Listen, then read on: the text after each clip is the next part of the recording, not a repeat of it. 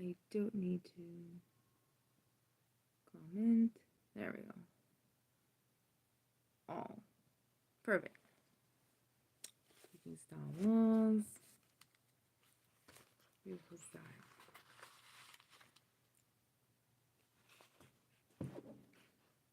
Chapter 7. Through the doorway to the bedroom they shared, Luke Skywalker caught a glimpse of his wife reclining on the bed. Hey, Jamie. She lay there very comfortably, her red gold hair spread around her head like a halo. Her chest rose and fell regularly and gently, peacefully, really prompting him to realize how little peace they had known in their life together. Beside her, on the bed, lay a few folded garments that needed to be stuffed into the traveling bags at the foot of the bed. Hers were mostly full, and 2 bags had been set out for him. Luke smiled, appreciating her thoughtfulness and admiring her for taking the extra effort to get his bag out. Well, actually, I should make a moderator.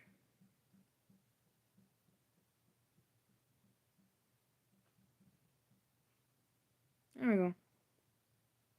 There we go.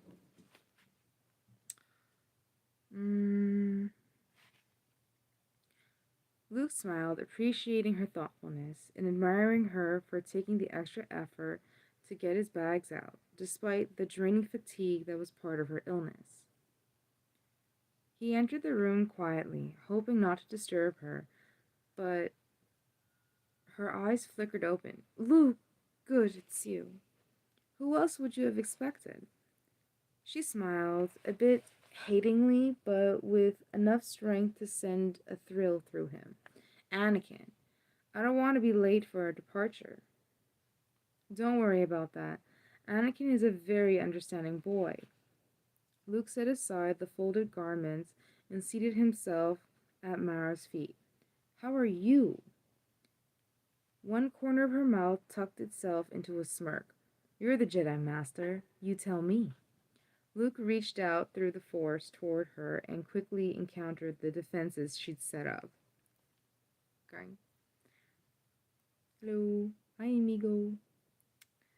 It felt as if she'd wrapped herself in thorns, then cobbled together body armor from Starship's hull plates. Beyond that were kilometers of wrappings holding her in holding her in all tight.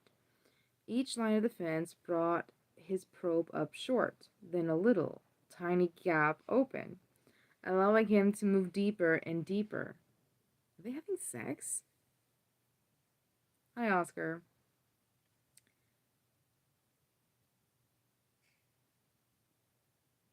Yeah, this sounds like sex. Okay. Finally, beyond the wrappings and past an ocean of images, hopes, and fears, he reached Mara's core. That's sex. Okay. When he experienced her through the Force this way, she always appeared to him to be white hot, flaring brilliantly. She has the most vibrant and alive person he'd ever known. Something made all that much more remarkable, since the Emperor would have tried to dampen down her vitality while she was in his service. Oh my goodness. The illness she had contracted had sapped some of her strength, but her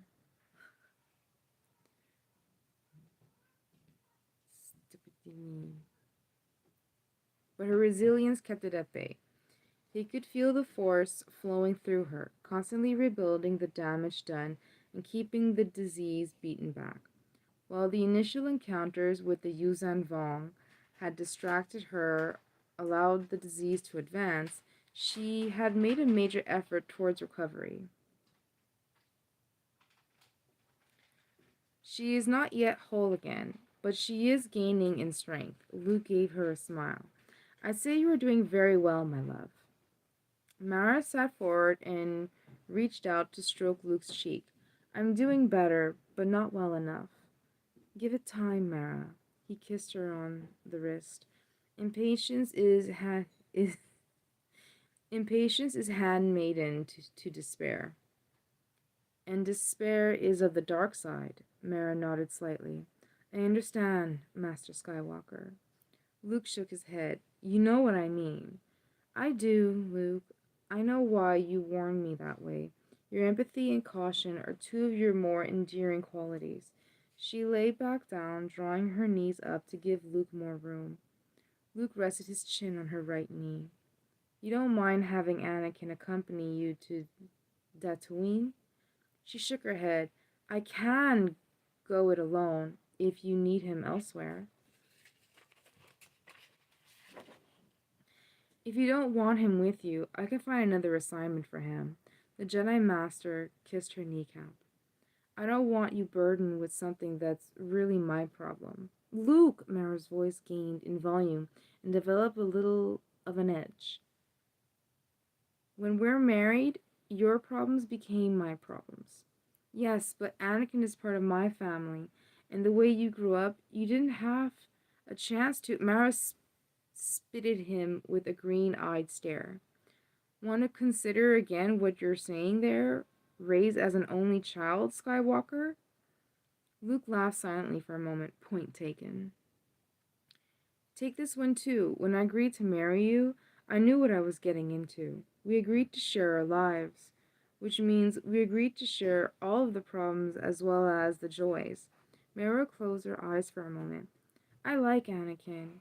I can sympathize with what he is going through. She opened her eyes again. He feels responsible for Chewbacca's death. At one time, I felt responsible for the Emperor's death. Both of us have lost someone who was part of the foundation of our lives. If I can help him through that, well, he won't have to go through the things I did to find his way back out again. She glanced up at Luke. Of course, I imagine he's not thrilled at being saddled with a sick old lady heading to a backwater world for a rest cure. Actually, he accepted the assignment very willingly. I told him I was entrusting you to his care. He shouldered that responsibility very positively. He's done a good job requisitioning all the things you'll need on Tatooine. Mara's eyes flashed. I caught that burst of caution from you, Luke. What is it? I clearly need to work on control more, he sighed. You know, you know the star charts. Dantooine is fairly well rimward.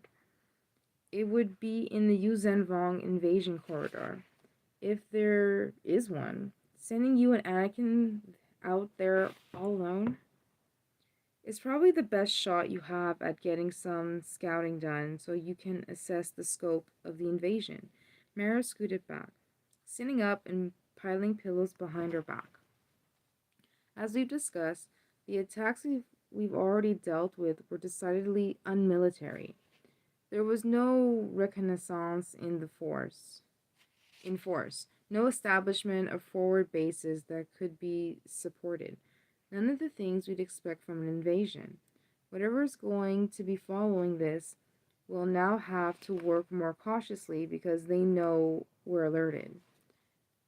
I can't fault your logic, but I don't like the idea of having you on the front line. But Dantooine isn't a serious military target. That's why the rebels chose it as a base, only to abandon it later. And that's why Tarkin didn't destroy it with the Death Star. Luke shrugged uneasily. That's assuming their sense of targets is the same as ours. You remember what they did on Bekladan. Maybe their selection criteria are different from ours. All the more reason we need to have people scouting far and wide to figure them out. The Jedi Master shook his head. There is basically no way that you won't be able to twist my concerns around into proof that you and Anakin should be sent to Dantooine. Is there?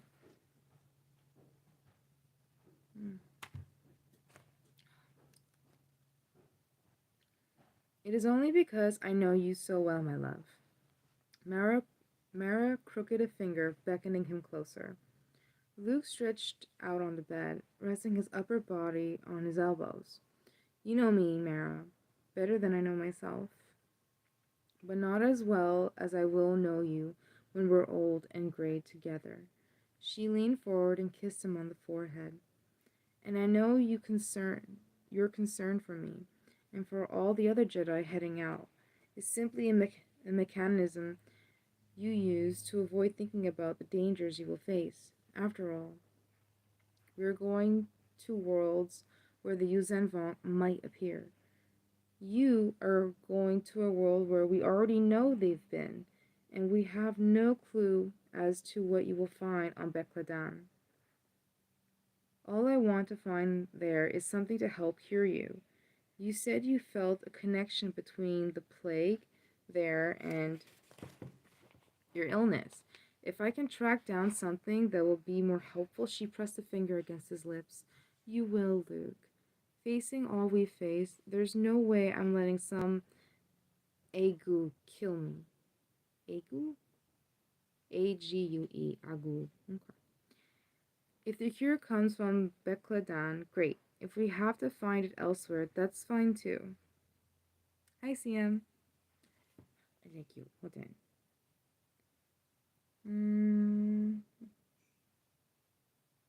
There you go.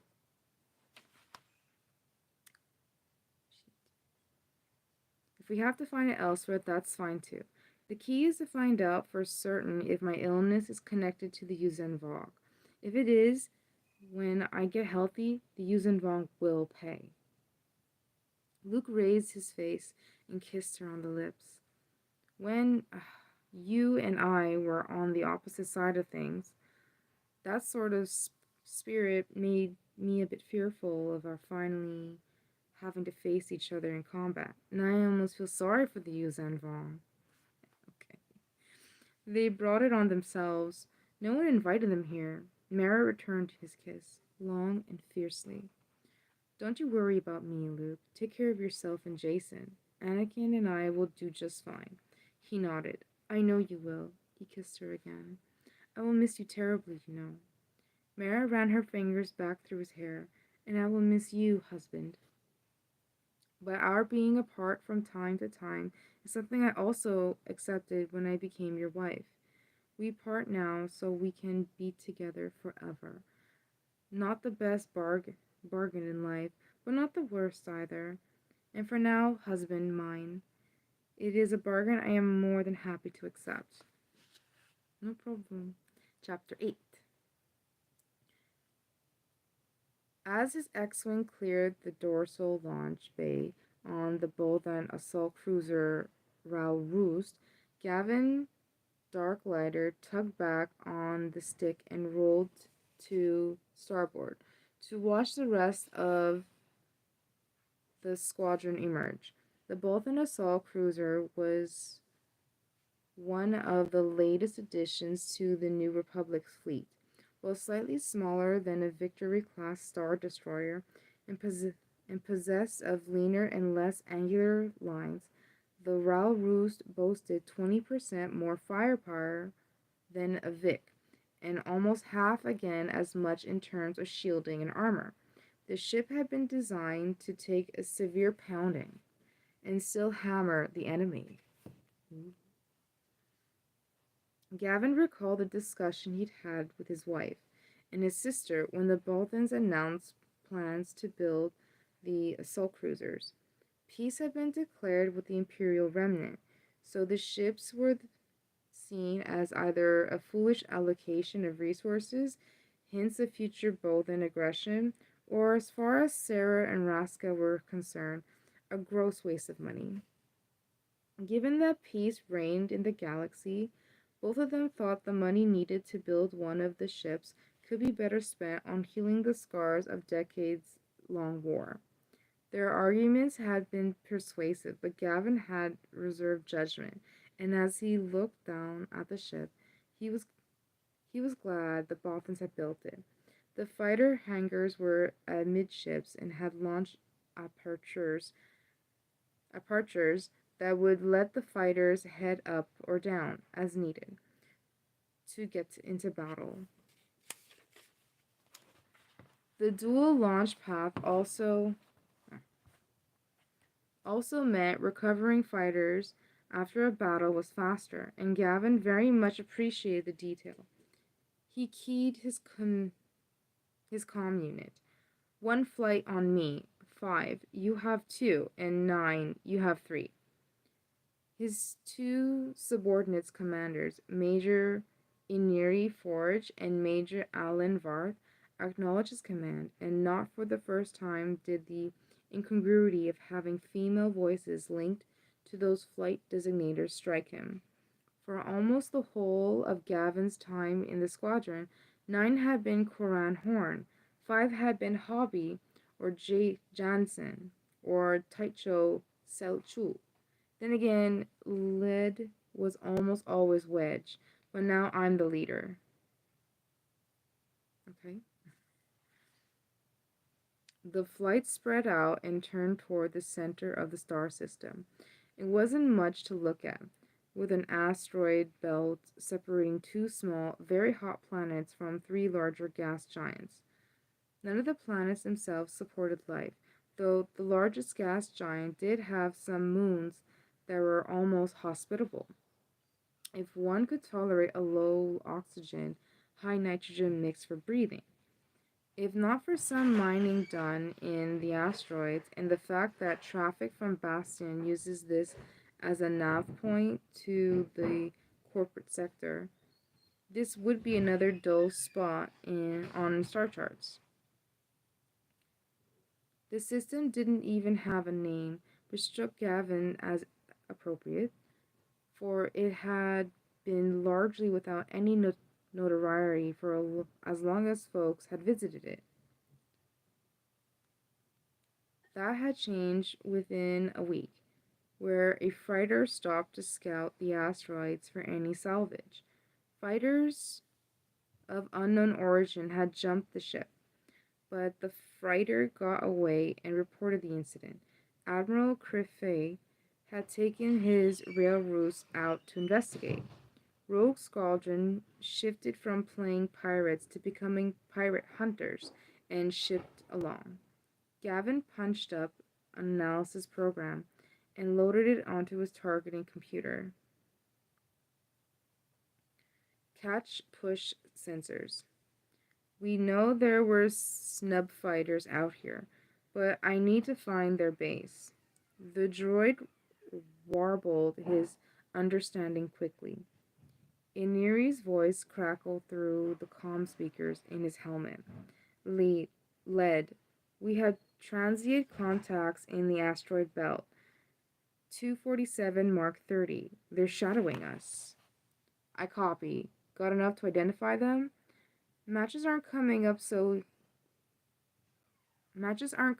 easily, so I'm guessing uglies.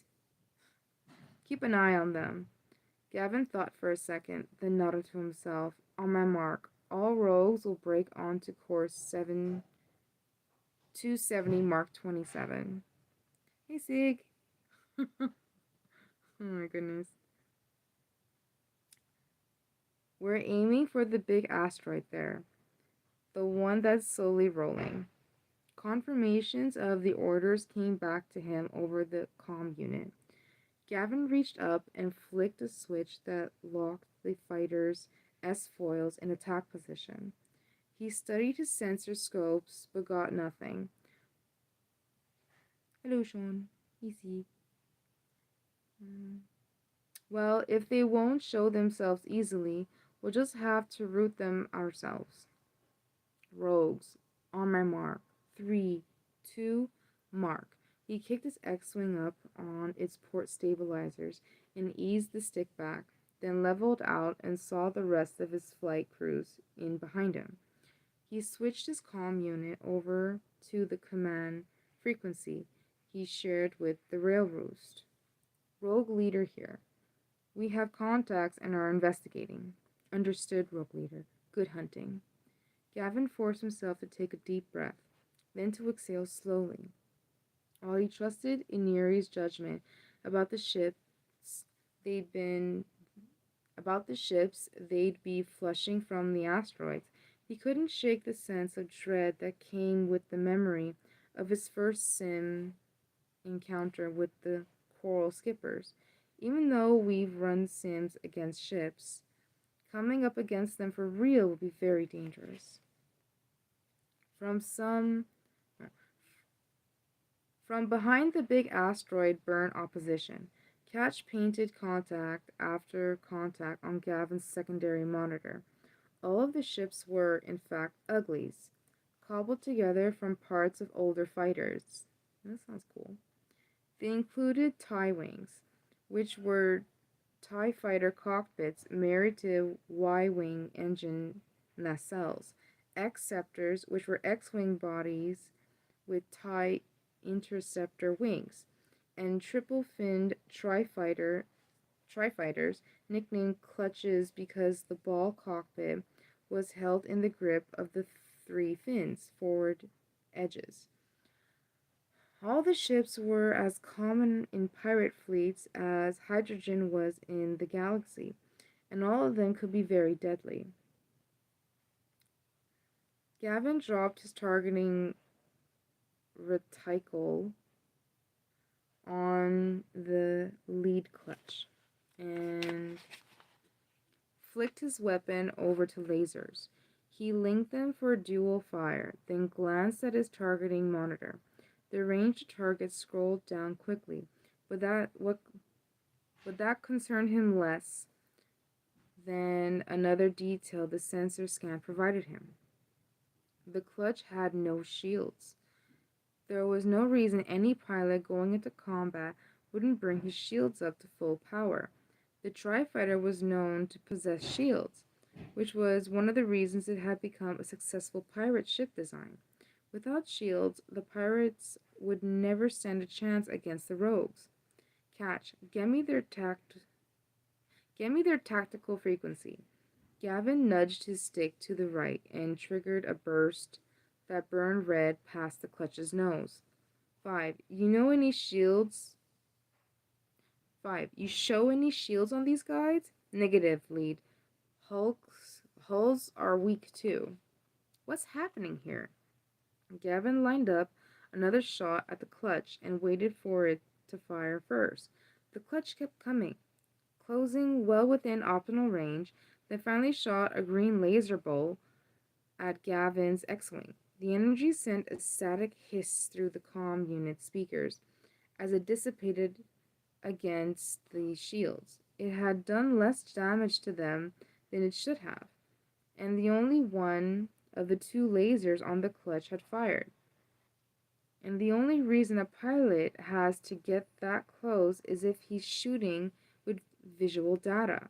His sensors must be out. The clutch flashed past, and Gavin rolled to starboard, then hauled back on the stick and started chasing the clutch. He inverted, then dived and goosed his throttle to follow the Tri-Fighter through its invasive maneuvers. He switched his lasers over to squad fire, then settled his middle finger on the stick's secondary trigger button. This modification was meant to use against the skips, but could be of use here, I think. He lined up his shot, then pulled the secondary trigger. The laser cycled quickly, producing a hail of down-powered laser darts that stippled little burn marks all over the clutch's fins. The fire gnawed away at the pirate ship, burning off black and white droid first insignia emblazoned there. Okay. The clutch rolled to port, then climbed sharply. Gavin chopped his throttle back, inverted, and started to climb after the clutch. He let the pirate fighter climb into his sights, then sprayed more laser fire over the ship. These bolts stuck on the forward canopy and clearly surprised the pilot. The clutch jerked to starboard. Then one of the ion engines belched a long jet of flaming exhaust. The other engine flared for a moment, then both shut down. Gavin started to cruise in for a closer look at the fighter when a heavy turbo blaster bolt slashed through the void between him and it. Catch shrilled a warning, so Gavin rolled to port and dove toward the large asteroid that had been his goal. The climb after the clutch had taken him above the asteroid's horizon, exposing him to the ship that lay hidden behind it. He vaguely recognized it as a Nebulon B escort frigate, and that was only from the general profile. The ship had been hammered badly, with gaping holes opened in the hull. His sensors showed some flickering of shields, but they remained weak enough that Gavin knew a strafing run by his X-Wing would punch through and do serious damage. Catch. Put the tactical frequency on comm channel 4.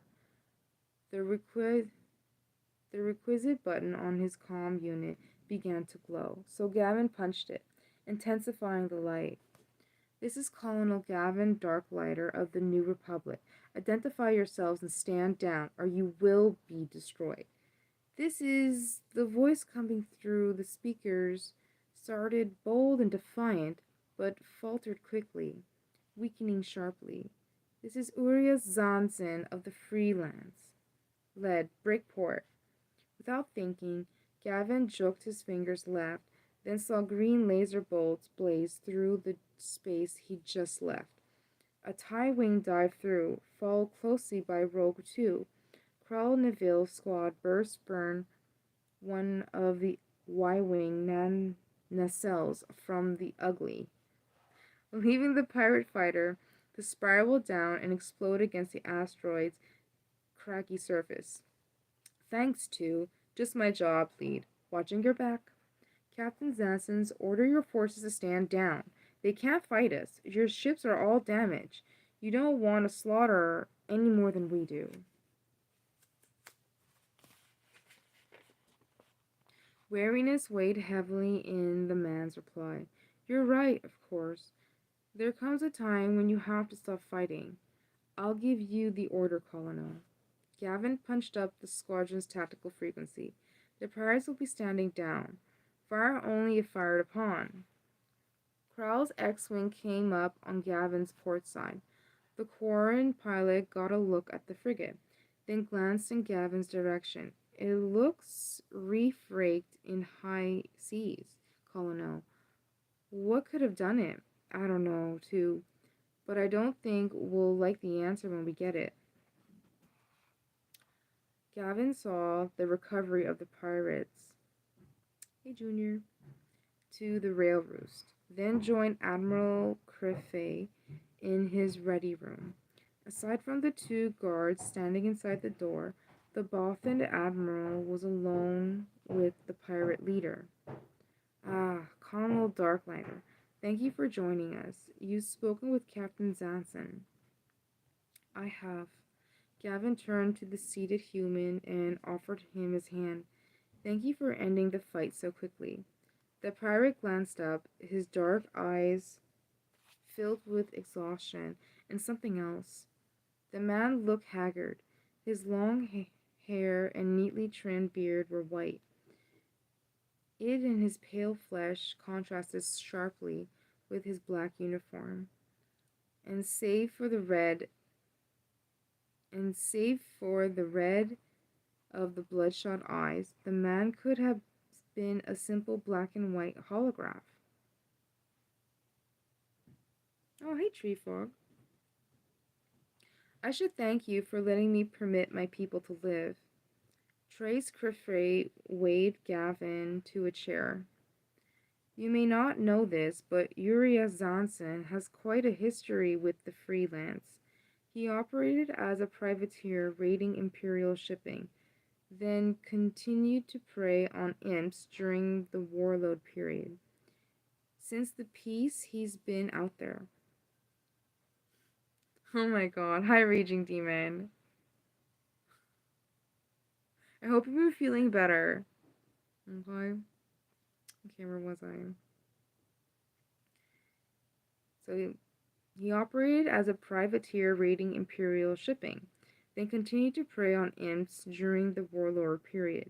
Since the peace, he's been out there on the rim, taking off the occasional unreconstructed Imperial, making a run for the remnant. Pickings have been slim, and his choice of targets has made him a low priority issue for the New Republic. Gavin nodded slowly. I remember seeing a holodrama about him once. Holodrama? Okay. Zazen snorted. Purest fiction. A journalist came out to report on my activities. She had some romantic idea of what we were doing.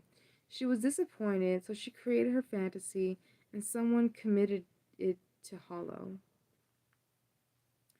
Treya's heads came up. I take it what happened to you recently on the rim wasn't a fantasy. Not mine, the man hugged his arms to his chest. I set up an operation to lure in people wanting to travel in a convoy to the remnant. They met on Garki and departed on a schedule I devised, to a point of my choosing. I intended to capture them all. We arrived just before the last ship was supposed to get in, and found the ships already under attack. The things hitting them, I guess they were ships? I'd never seen like I've never seen their like before. Gravitic anomalies all over. They shot plasma that ate into ships. They oriented on us almost immediately. The man's eyes focused distantly, and his voice shrank. I did what we could, but there were too many of them. We plotted a blind jump out, then another, which landed us here. My hyperdrive motivators blew, and the structural damage, well, I don't know if the freelance could ever hit lightspeed again. I know I don't have the resources to salvage her. Zazen looked up at Trace. So, Admiral, you've caught me. I don't think the old Imperial bounty is still good, but I'm certain someone will pay for my carcass. Other than that, I'm useless. If I weren't, I'd not have lost my command. Oh no, Captain Sanson, not at all. Treyas nodded at Gavin. Colonel, if you would see Captain Sanson to guest quarters, I would be obliged. Sanson raised an eyebrow. I don't understand. You met and fought with an enemy we're going to be seeing a lot more of. Much more than we want. Your understanding of their tactics and nature is worth far more than any bounty. The Bothan smiled carefully. I need to know what you know. I need to understand what you understand. If we can't learn how to deal with this threat, you'll find that all too quickly. Your freelance could be left the most powerful ship in the whole of the New Republic. Ooh. Chapter 9. Leia Organa Solo smiled cautiously at Dani Kui and Jaina. The two of them had arrived at the temporary office she'd been given by the Agamarian Council, with enough time to spare so she could inspect their clothes. Leia circled a finger. Hey, Tracy. Leia circled a finger. Hold on. Let me just do this. Oh my god.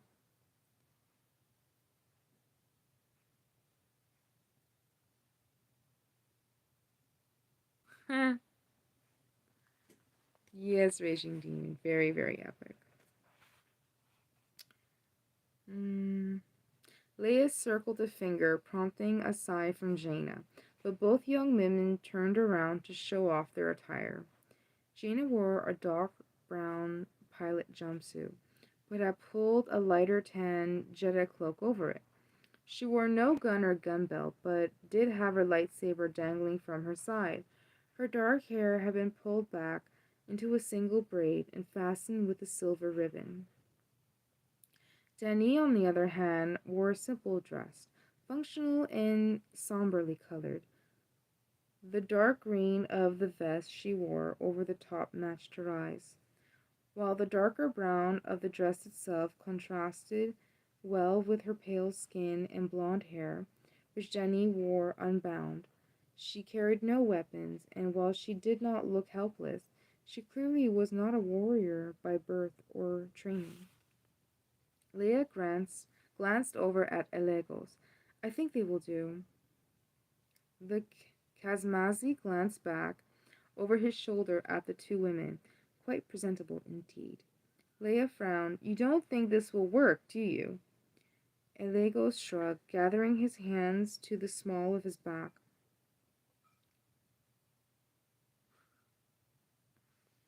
Uh, he starred. He stared out through the balcony doors at the ocean north of Kalna Mun, the Agamarian capital. I think your reading of these people, of their respect for tradition and family, is accurate. We know they contributed much to the effort against the Imperials, and they suffered for it. Cain Farlander was but one of their sons and daughters that flew from here to wage war against the Empire.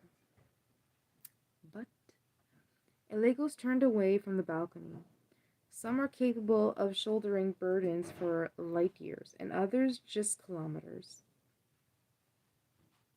Why would they say kilometers?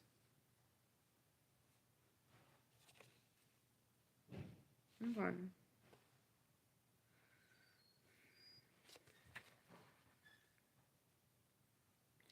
An Agamarian appeared in the doorway to the office. If you are ready, the council will hear you now. Danny? Thank you, Tracy. The young woman started for a moment, then looked at Leia. Yes, I guess I'm ready. Elegos crossed to her and settled his hands on her shoulders. Just remember, Denny, what the ex-Gal Society set out to do. It did. You are a witness of that fact. You are reporting to them what you know. That you can do, easily. Thank you, I know. Leia let Elegos lead, with Dani in his wake. She slipped in beside her daughter. Keeping her voice low, she glanced at Jaina. Something the matter? Jaina's head came up a bit. I've got better control than that. Yeah. Of the Force, yes, but not the expression on your face. Leia composed her own expression into one of serene confidence and nodded to various Agamarians lining the high ceilings hallway of the council center. The open, airy architecture that the Agamarians affected worked well for the warm, dry climate, keeping things cooler than might otherwise have been expected on such a bright sunny day. Pillars and archways broke the corridor into segments, each featuring its own holographic tableau of Agamarian history and culture.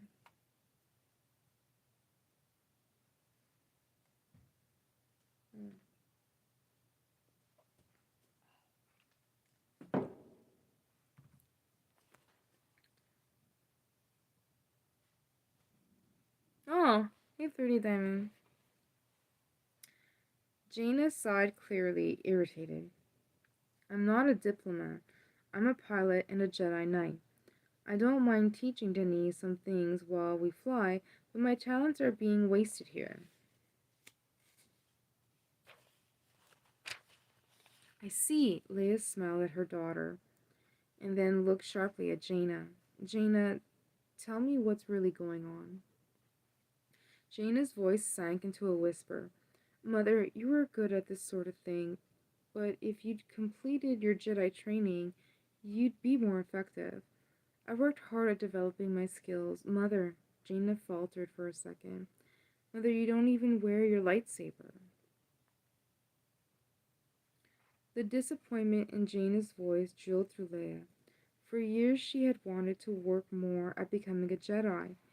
She saw it as a way to get to know her brother, Luke, and to help him with his dream of reversing the evil their father had done by destroying the Jedi.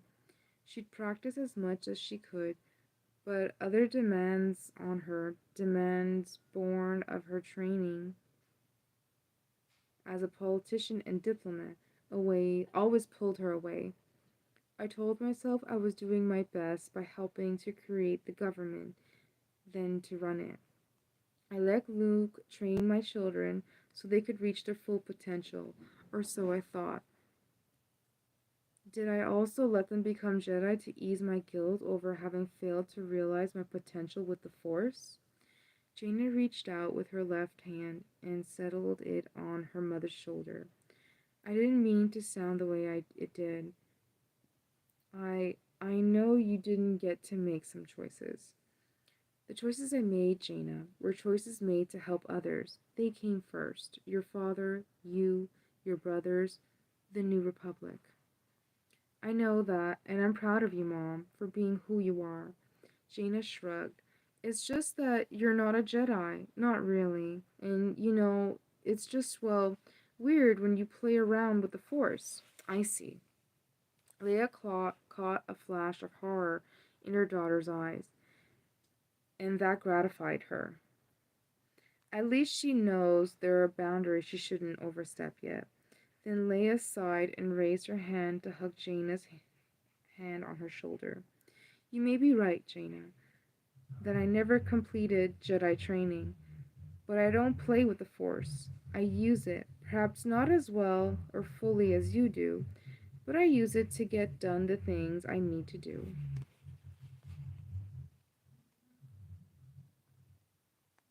Yeah, Ewoks are my favorite actually since I was a kid too. They still are.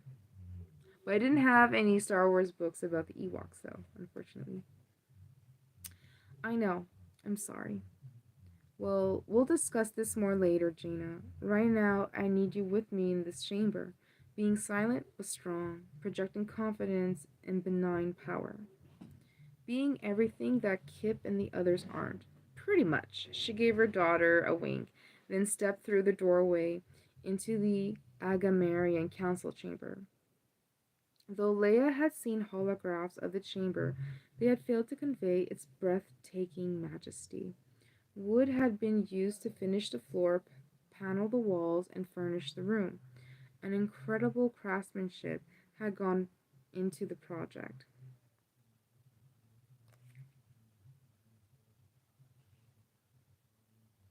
There are Ewok movies. There's two. They're really, really good too. Mm. An oceanic motif dominated everything, with the rows at which council delegates sat being arrayed like waves. Yes, you should look them up. There's the Caravan of Hope. Oh, what's the name of the other one? I don't know. There's one about a giant who's really, really creepy. And there's another one about like a war with like these creepy mummy people. Like, oh, it's so scary, but definitely worth watching. I've seen them all like thousands of times growing up. Yeah, you should get them. They're really, really good. Really good. Their desks flowed up and out of the flooring like cresting swells, in fact. At various points, wooden streams of water linked leaping fish to the floor, and birds were bound by wing tip to the ceiling or walls. You're welcome. And the podium, which appeared to be a stone being washed at the base by clashing waves, a tall, slender woman stood and turned toward Leia and her party. She beckoned Leia forward. I have briefed the council on those things we have discussed over the past couple of days, so they are prepared for your presentation. Thank you, Madam Speaker. Leia, herself wearing a dark flowing robe, whose only decoration was a wave motif embroidered at hem, collar, and cuffs, approached the podium. She nodded solemnly to the men and women seated before her. I thank you all for allowing me to address you. Before I begin, I want to identify those people I brought with me. Elegos Akla is a Republic senator conducting a fact finding mission here in the Outer Rim. Next to him is my daughter, Jaina, who has first hand knowledge of the problem we face. And last is Dani Kui. She was stationed at Excal 4, based on Bekadan, where the Yuuzhan Vong invaded and held her captive. Leia rested her hands on the podium. The Agamarian history of service to the New Republic is well known. I have no doubt that if not for the courage of Cain Farlander, I certainly would not be standing here before you. I know that I would present to you here what you will have downloaded into your data pads will be rather astounding, and yet because it has been reduced to clinical analysis and data, it will be easy to dismiss. To do that would be the sort of error and that will hurt Agamar and the New Republic. Please hear what Dani has to say. Read over the information and listen to what I would like you to do. I hate to say that once again. The New Republic is relying upon you, but it is.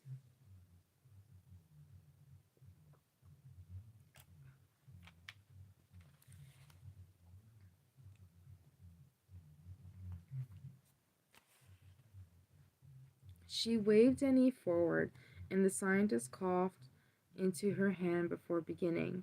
Please forgive me. I don't often address important people. I think that if I took to this sort of thing, I would not have become a scientist. In my work at Excal, I was involved in looking outside the galaxy, where was supposed nothing to existed. Maybe I looked outside because looking back in meant I would face crowds, and that scared me more than a little. Is there more than two, Jamie? I've always wondered about that. A mild bit of good natured chuckling greeted Denise's overture and seemed to put her more at ease. What scares me more now is a combination of two things. One is the fact that there is something from beyond the galaxy. I know this I know the stories you've all heard, the theories that have been taught, that a disturbance in hyperspace makes travel outside the galaxy impossible. That's a wonderful theory, but those who advance it didn't think scientifically about it. A storm that lasts about an hour for us would have been a lifetime of storm for an insect. Just because that disturbance has existed for as long as we've been able to measure, it doesn't mean that it always did or always will. And it doesn't mean someone else couldn't find a way through it or past it or around it. And they have. Danny's chin came up. They are the Yuuzhan Vong. They are humanoid and capable of mimicking humans well enough that I never penetrated the disguise of Yeoman Carr, the Yuuzhan Vong agent who infiltrated our team on Bekladan. I see some of you looking around at your fellows, wondering, perhaps, if they are Yuuzhan Vong. I don't think so. I hope not. But I do know the Yuuzhan Vong will be coming, and when they arrive, you will not like it at all.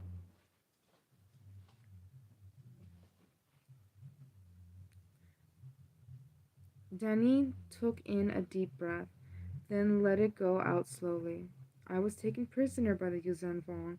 I watched them torture another captive, a Jedi Knight. They sought to break his spirit and mind. I know that if they had subjected me to the same tortures, I would have just fallen apart. Mako Reglia resisted and sacrificed his life so I could escape. She pressed her hand to her mouth for a second, then blinked and continued.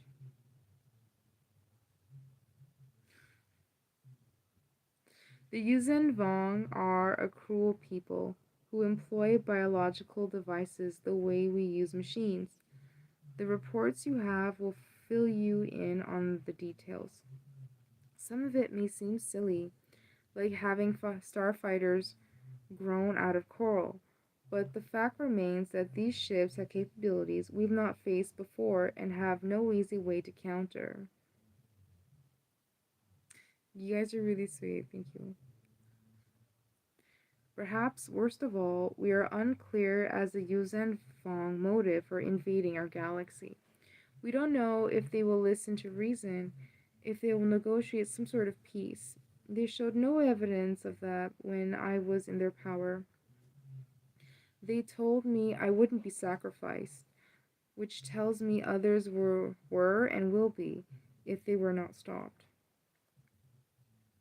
Danny looked over at Leia and nodded. Leia approached and ran her hand down Danny's back.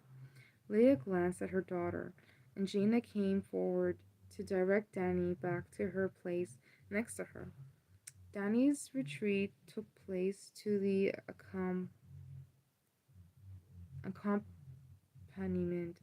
accompaniment of murmurs from the council members, though that hub tailed off as Leia's returned to the podium.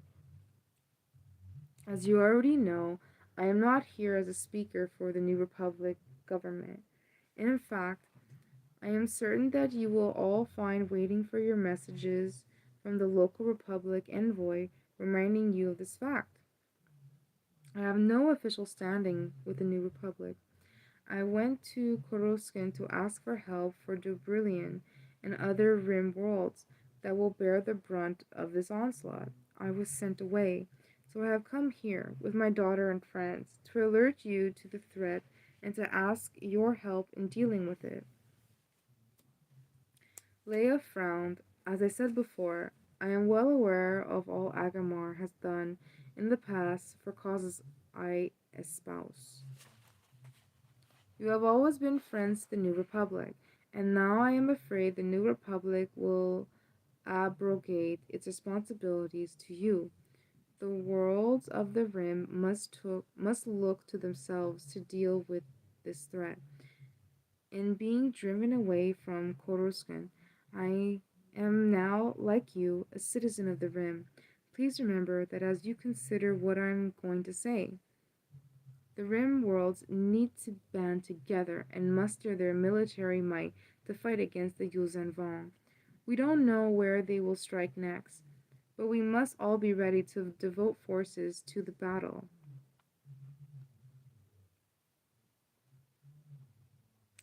Every victory we allow them will make them stronger. I know that asking you to do this will cost you greatly, both in money and potentially in the blood of your men and women. These are not sacrifices I ask you to make lightly. As Leia looked out over the assembly, she began to sense growing resistance to her words. This did not surprise her, but it did cut at her spirit.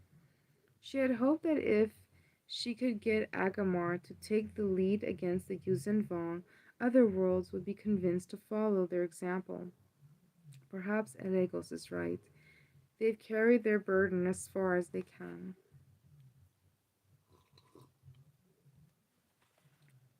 She shifted her approach. Regardless of your ability to contribute forces to any military effort, as a neighbor, I urge you to prepare for what the Yuuzhan Vong invasion will cause. Refugees will likely be coming this way, fleeing in small ships and large. I know the Agamarian people will not turn them away, but the burden of caring for people who have been driven from their homes is not one to be undertaken without preparation. Gather resources, establish plans, do whatever you must to help those who will be helpless. Leia hesitated for a moment, then nodded slowly. I know I am asking a lot of you. I know you will do what you can, and even more than that. In the name of the countless people who share the Rim with you, I thank you. We will be heading deeper into the Rim, back towards Dubrillion. to face the Yuuzhan Vong, knowing that you, the people of Agamar, are here supporting us will brighten the darkest hour and lighten the heaviest load. She took a single step back from the podium, then lifted her chin and clasped her hands behind her back. She waited for questions or comments, steeling herself for the sort of snide accusations she'd face on Coruscant, but none came. Here and there, starting at the back of the room but quickly moving to the front, council members stood and began to applaud. Oh, that's different. Currents of sympathy and pride flowed through the chamber, swirling around her, and sweeping past to embrace Danny as well. The council speaker stepped over to Leia and shook her hand. You have made an honest presentation to us, and we will give it all due consideration. More consideration than Coruscant offered. I cannot tell you what the outcome of our debate will be. I do not know what we can offer you, since there are those who do not want to rebuild Agamar, and those individuals do hold a considerable amount of power. Leia nodded. I understand. Well, understand this too. We, the people of Agamar, have prospered by helping each other. Your refugees will find safe passage through our system and assistance. More than that, I cannot say, but less than that would be unthinkable. Leia shook the older woman's hand solemnly. Well then, the fight to stop the Yuuzhan Vong begins here. If other worlds are as brave as Agamar, perhaps the fight will stop out there, beyond the rim, and the peace we've all earned will never again be threatened. Oh, that's really nice. Okay. Chapter 10. Oh, hey, Psyche. Okay, my throat's already getting sore, so I'm going to do this last chapter. Then I'm going to stop for today, okay? Okay. But if you guys want, after this chapter, I'll go back and find you the sex scene. Okay, and I'll read that. It's like a paragraph or something. It's funny. Okay. I think it's a sex scene, but it might not be. But I think it is. Right. Anyways, chapter 10. The freighter Dalians reverted from hyperspace smoothly and began a long arc in Tower Bimiel. Coran Horn liked how easily the freighter handled. It was nothing like an X-Wing. But it didn't feel as if he was driving a planetoid either. Estimate time of arrival is 30 minutes. Ganner barely grunted an acknowledgement of Coran's comment. He stared intently at a trio of overlapping holographically projected data windows. One showed Bimiel as a khaki ball with slender stripes of blue radiating out from a large ocean in the southern hemisphere. Ice caps covered either pole, with the one in the south extending out into the ocean. Atmospheric readings and other data filled the space around the world. A second window showed a group of images of flora and fauna native to the world. Third and final, and the window Ganner was studying hardest, was the image of a communications relay satellite that appeared to Quran to have lost its antenna array. Oh, it's damaged. The satellite is damaged. The pulsar would make communications difficult under the best of circumstances. Without the satellite, though, messages aren't going to get out. Quran nodded. Do we have the codes needed to interrogate the satellite and dump its message cache to us? The other Jedi punched a button on the communications console, then shook his head. Either the codes don't work, or without the antenna, the satellite can't hear us. We could recover it. I can use the Force to load it into a cargo bay. From there, we can run a wire in and make direct contact. Not that important at the moment. Quran glanced at his navigational data. The satellite was placed in the geosynchronous orbit over their base camp, wasn't it? Right. They're down there, below it, or on the northern continent. What does the weather look like down there?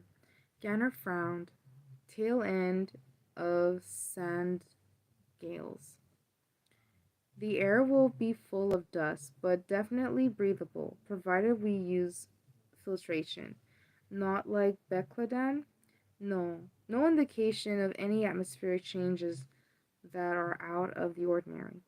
Bimiel has the elliptical orbit, and we're on the outward leg now. The IM survey came on the inbound leg, so we're not sure what to expect. The imps reported very little in the way of life down there, but I can feel a fair amount, can't you? I can, yes. I get no evidence that the Yuz and Vong are down there. Ganner peered at him ice-eyed through the satellite image, and before you ask, no indications of the damage to the satellite was caused by some coral skipper's plasma blast or just a micro meteorite hitting the antenna. Coran took Ganner's cautionary comment in stride. I know, not all trouble can be or should be attributed to the Yuzanvong. We don't know if they are here or not. Of course, since we can't feel them through the force, the only way we'll know if they are here is when we see them. I'm not looking forward to any such encounter. Our mission is to find the academics and get them out. Simple. Unless we make it complicated. Coran glanced at the forward viewport. I'll take the ship in and try to land as close to their camp as is prudent. The freighter, which was modified Corellian YT-1210, had a flat disc shape that enabled Coran to slide in into the Bimial atmosphere without a lot of difficulty. The freighter's mass meant the dying storms didn't bounce it around too much. Coran had dialed the inertial compensator down to 90%, just to give him a better feel for how the Dalliance flew. The storm did manage to bump and drop the freighter a little, but Coran didn't mind. The fact that the turbulence made Ganner a bit gray also worked for Coran. The trip out of Yavin 4 had taken a few days, and his relationship with Ganner had become more cordial as the garnet bites faded from the larger man's flesh. Even so, it was readily apparent to Coran and Ganner wasn't going to back away from what he saw as the right method for projecting a powerful Jedi image, and Coran, on the other hand, wasn't going to embrace using fear as a tool to coerce cooperation from people. As they got closer to reversion and landing, Ganner had begun to tighten up again.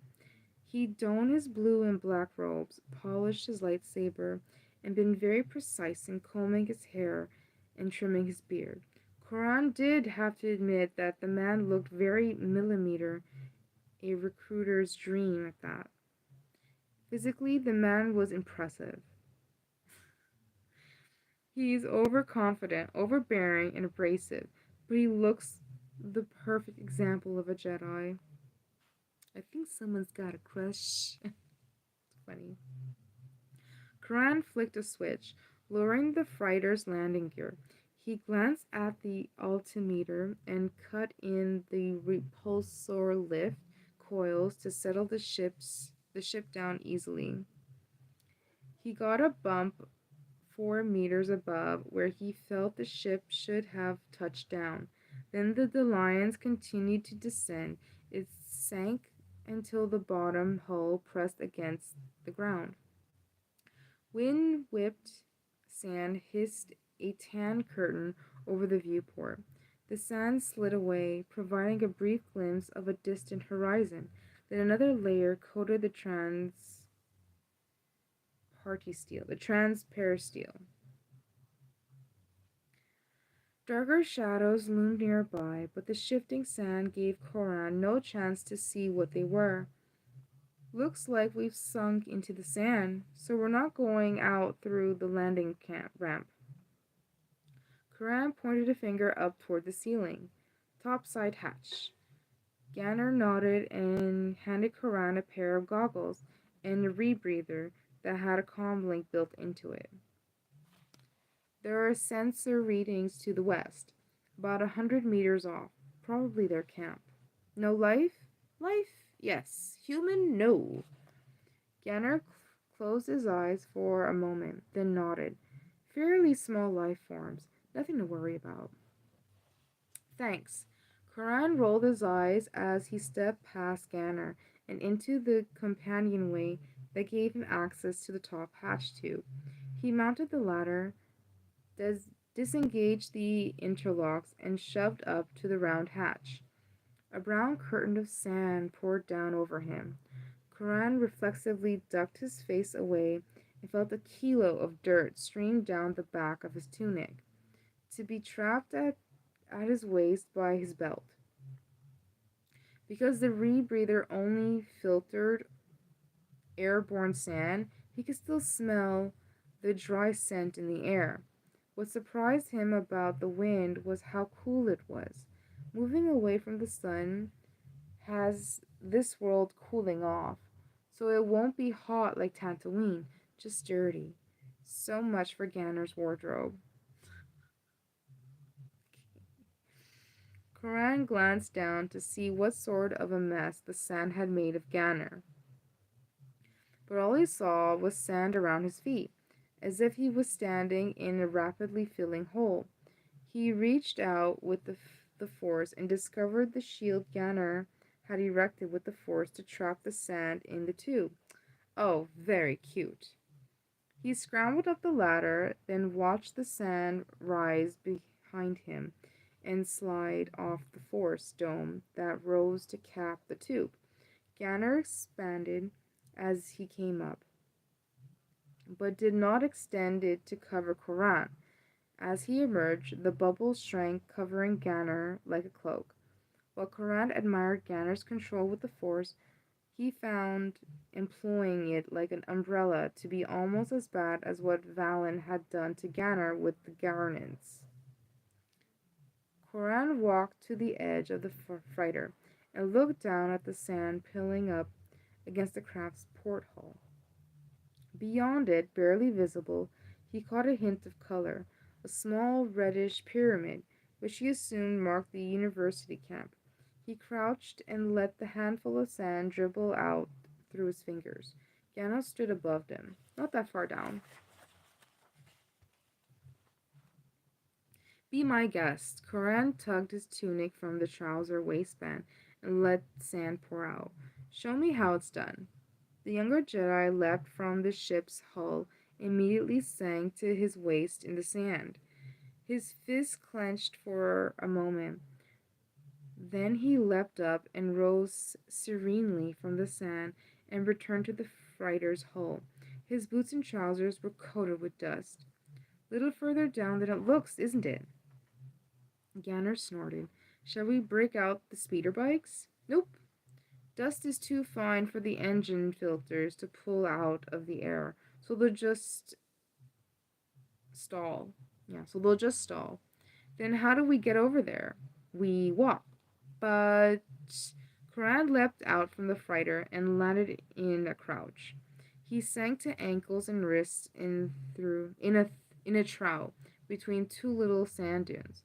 Rising up a bit, he started walking toward the university camp. How did you don't have enough ability in the force to... Koran looked back at the Ganner and waved him forward.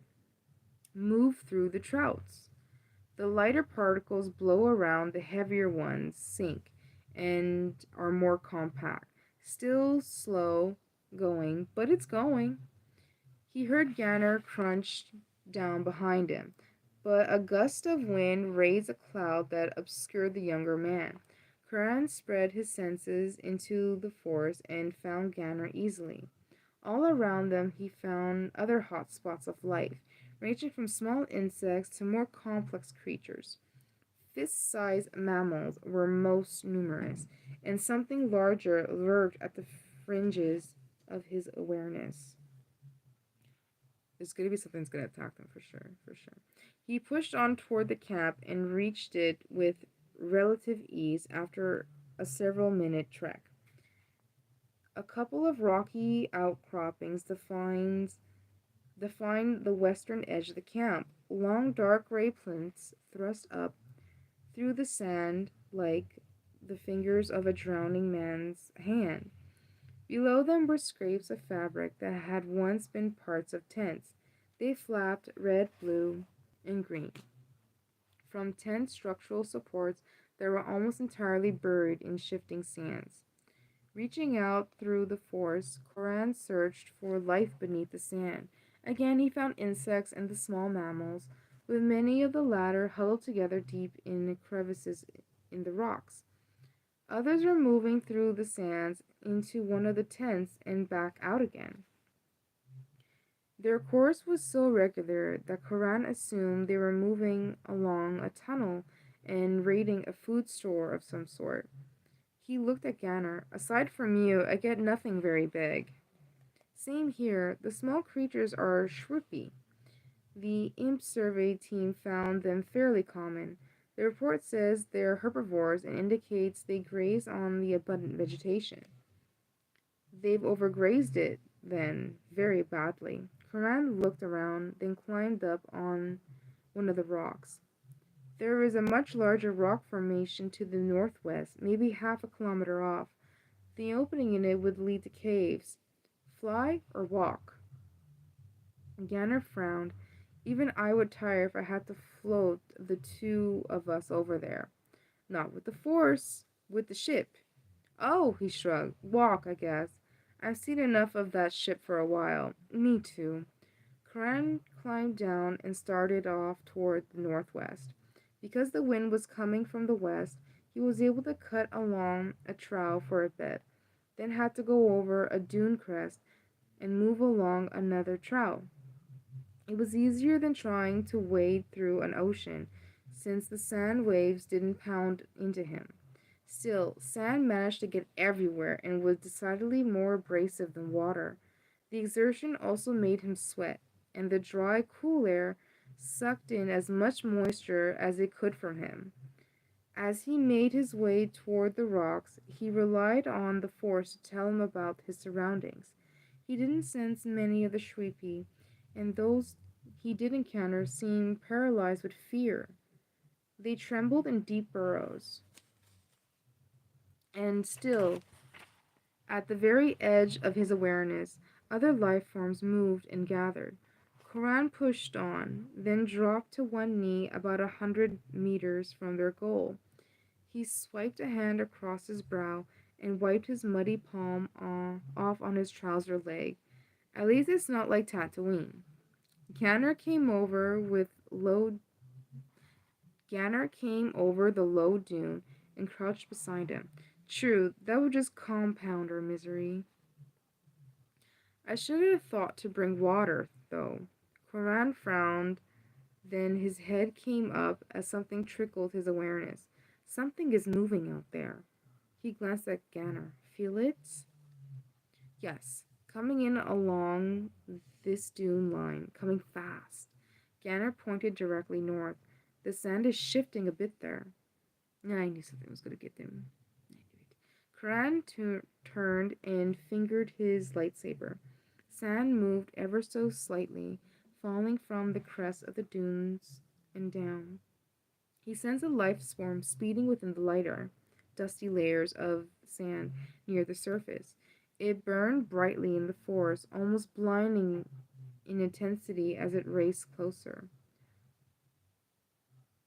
Koran took a half step back by reflex and tapered down his sense of the force. The thing burst from the dune, nothing more than a gray and white blur. It shot past Koran and dived into the next dune. Its powerful flat tail snapped back and forth, then disappeared within the sand. The beast shot off to the south, and both men watched the sand shift in its wake. It wasn't until Yanner turned to look at him that Karan felt the stinging across his left thigh. His dusty black trousers had a neat gash slash in them, and the pale flesh below was smeared with blood. The wound wasn't deep, and it didn't hurt that much, but if he'd not recoiled, it would have taken a huge chunk from his thigh. Gander's eyes grew wide, and he pointed to Karan's leg. Is it bad? No, but it could be. Karan turned and pointed to the south. It's coming back. Lucky he wasn't poisoned. Two of them and another starting from the north. Ganner pulled his lightsaber from his belt and ignited a sulphurous yellow blade. We can stop them. Yeah, maybe those three, but there are more out there. Karan could feel the Shwoopi burrowing deeper. He rejected that as a plan, as he and Ganner could follow, which meant there was only one thing they could do: run for the rocks, now. The things, and that was about the best Karan could do in making up some sort of name for the gray blur that had slashed them, came on fast and oriented on the two Jedi as they made their dash for the rocks. Karan threw himself up over a dune and did a shoulder roll down the other side.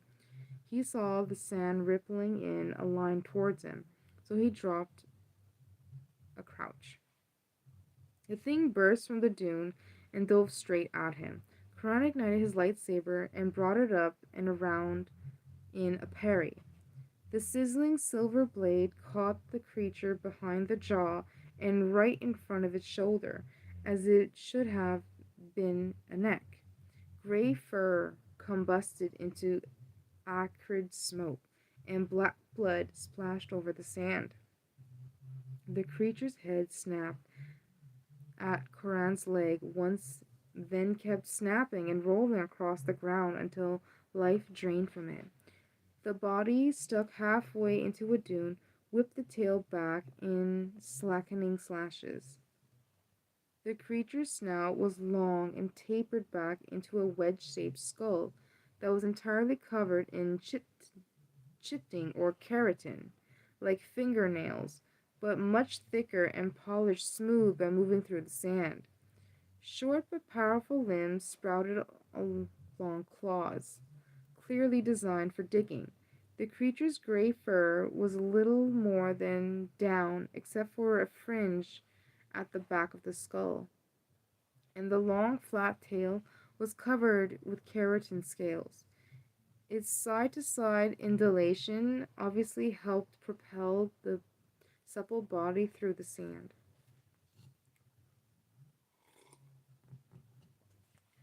As striking as the creature's physical presence was the horrid stink it gave off.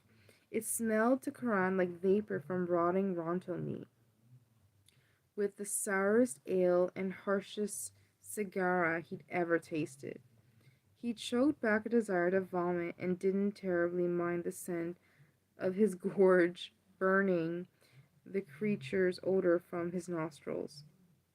Karan leapt past the thrashing body and sprinted as far as he could along the dune, though.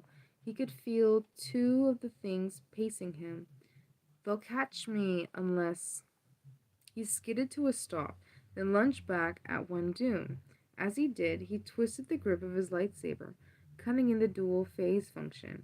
His lightsaber blade doubled in length and went from silver to purple. It sparkled as he plunged it deep into the sand to skewer one of the things. The sand immediately boiled as the creature writhed out the last of its life. Old-style Jedi, indeed. The Corellian Jedi flattened as the second creature burst from the dune to his right and dived at him.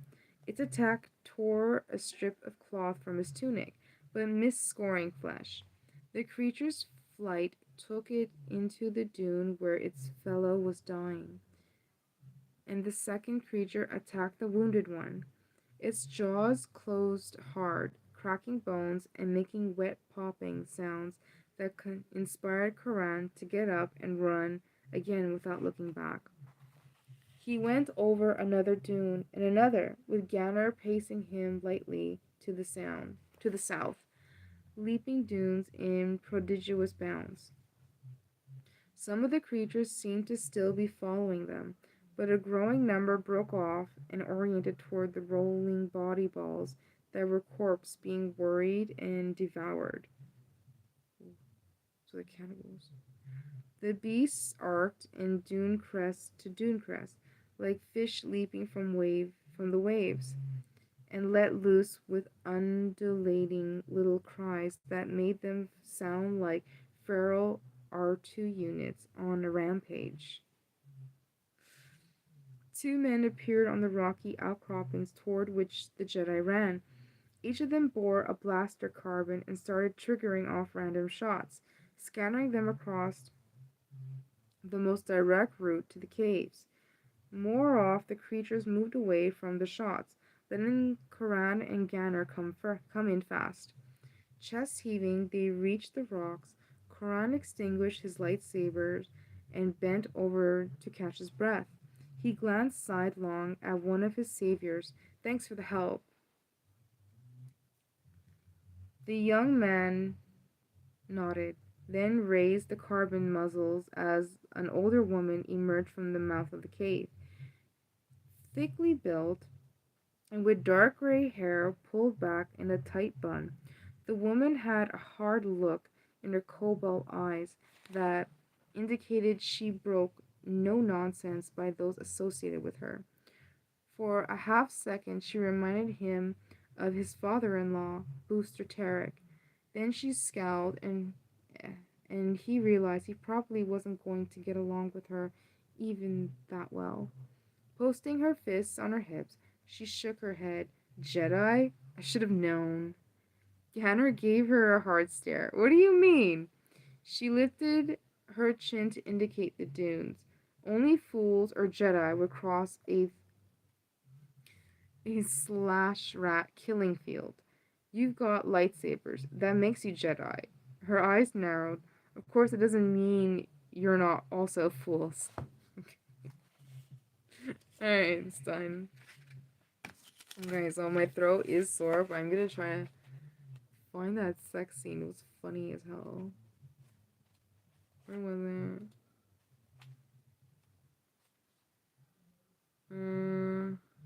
No. I think it was chapter 7.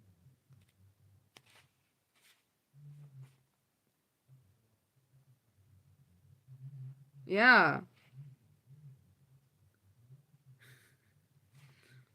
So I'm done, but I'm gonna try to reread this again.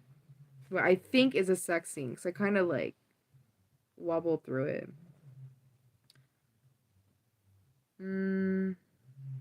Luke reached out through the force toward her and quickly encountered the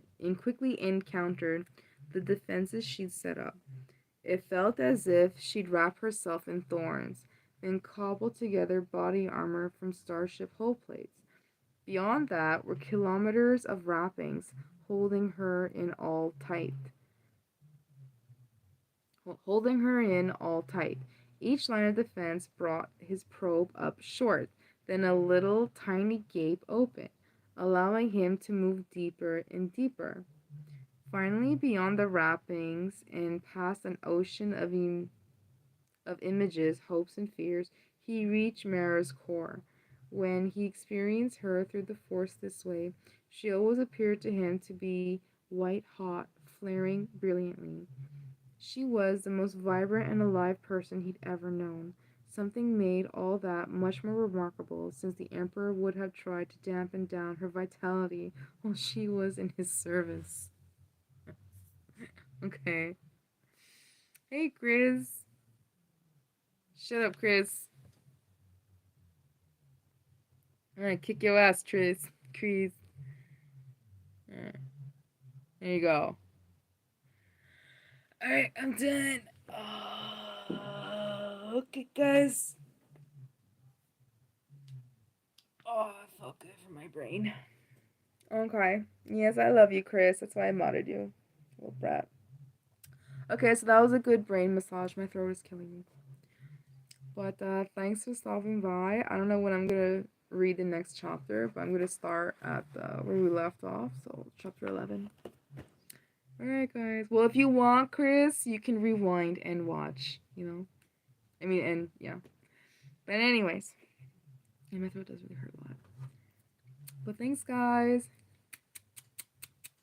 If you want, you can check out Psyche Awakens Tarot. Maybe I'll like co-host with him tonight. We'll see.